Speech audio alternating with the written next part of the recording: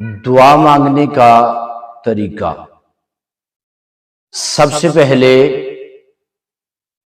آپ درود پاک پڑھیں اور پھر حمد و ثنا کے ساتھ اس دعا کا آغاز کریں۔ اللہ رب العزت کی حمد اور اس کی تعریف کو بیان کرتے ہوئے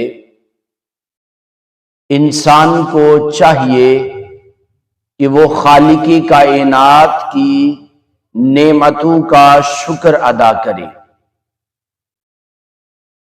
اس کے بعد دعا مانگنے کے لیے دوسرا عمل یہ کرے کہ خشوع اور خضوع کے ساتھ دعا کو مانگا جائے، یعنی دعا کے اندر عاجزی ہو، خالق کائنات کی بارگاہ اقدس میں التجا کرتے ہوئے اس انداز سے مانگنا ہے، تو میرا مالک ہے اور میں تیرا بندہ ہوں، تو بادشاہ ہے اور میں فقیر ہوں۔ عاجزی کے ساتھ نظروں کو جھکاتے ہوئے اللہ رب العزت کی بارگاہ اقدس میں دعا کو مانگا جائے۔ اس کے بعد اخلاص نیت کے ساتھ دعا مانگی جائے، اس بات پر یقین رکھتے ہوئے کہ خالق کائنات، مالک کائنات میری دعا کو درجہ قبولیت عطا فرمائے گا۔ اللہ رب العزت اس دعا کو اپنی بارگاہ میں قبول فرمائے گا، کیونکہ خالق کائنات نے فرمایا وَإِذَا سَأَلَكَ عِبَادِي أَنِّي فَإِنِّي قَرِيبٌ أُجِيبُ دَعْوَةَ الدَّاعِ إِذَا دَعَانِ۔ پیارے محبوب، جب یہ لوگ پوچھیں میرے بارے میں کہ کیا خالق سنتا ہے، تو آپ فرما دیجئے کہ جب بھی تم اللہ کو پکارو گے، خالق کائنات تمہاری التجا اور دعا کو سن لے گا۔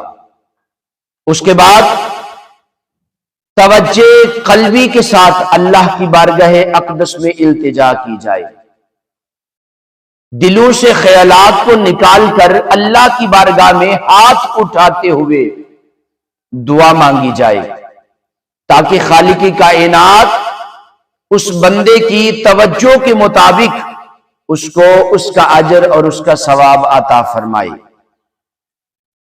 کوشش کریں کہ دعا مانگتے ہوئے قبلہ رو منہ ہونا چاہیے۔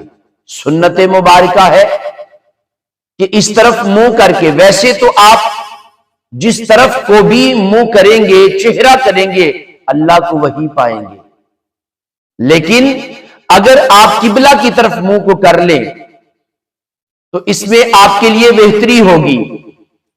اور پھر دعا مانگنے کے لیے آپ ہاتھوں کو اٹھائیں، اس طریقے سے کشکول بنائیں اور کندھوں کے بالکل سامنے کر کے آپ عاجزی سے نظریں جھکاتے ہوئے خالق کائنات کی بارگاہ اقدس میں عرض کریں۔ پھر اس کے بعد دعا کو ختم کرنے کے لیے جب آپ دعا ختم کریں، اللہ کی بارگاہ میں التجائیں کریں، خالق کی کائنات کی بارگاہ اقدس میں کچھ مانگ لیں، تو پھر دعا کو مکمل کرنے کے بعد اپنے چہرے پہ ہاتھوں کو پھیر لیں۔ یاد رکھیے گا، دعا کا آغاز اور اختتام نبی کی ذات پر درود پڑھتے ہوئے کریں، کیونکہ روایات میں آتا ہے کہ جس دعا سے قبل یا بعد میں اگر نبی کی ذات پر درود نہ پڑھا جائے تو دعا زمین و آسمان کے درمیان معلق رہتی ہے۔ اس لیے ہمیں چاہیے ہم پوری توجہ کے ساتھ، اخلاص نیت کے ساتھ، خشوع اور خضوع کے ساتھ، عاجزی و انکساری کے ساتھ اور یقین کامل کے ساتھ رب کائنات کی بارگاہ اقدس میں دعا کریں اور اس سے مانگے تاکہ وہ عطا فرمائے۔ وہ کہتا ہے کوئی مجھے ایک مرتبہ یا اللہ پکارتا ہے تو میں 70 بار لبیک یا عبدی کہتا ہوں۔